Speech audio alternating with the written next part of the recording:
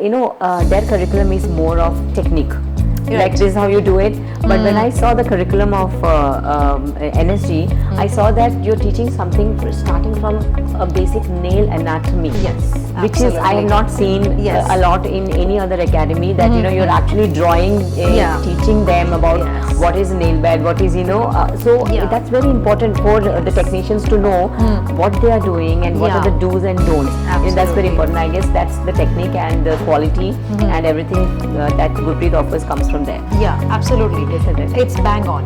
Because the first day of nail education is theory. Yeah.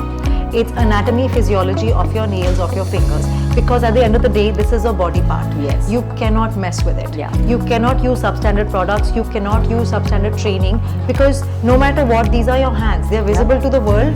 But more than that, you're using them in every part of your body. Yeah. In your day-to-day life, you're using your hands. Yes. You're eating with these hands. Eating with these Especially in South India, we're eating with our hands all the Yeah, time. true. Here, you're raising your kids with these. You're cooking for your children with these hands. So it's very important that anatomy, physiology background, that foundation is laid very solid. Yeah. So yes, we do have, and that's a very good point, because I was going to bring that up as well, is that our theory, it doesn't start with, oh, day one, here's a nail extension, stick it on. Yeah. No. Step 1, step 2, step 3. Exactly. Not that. You have to do theory, you have to graduate to the next part, which Yeah. is practicals, and it's not a look and learn.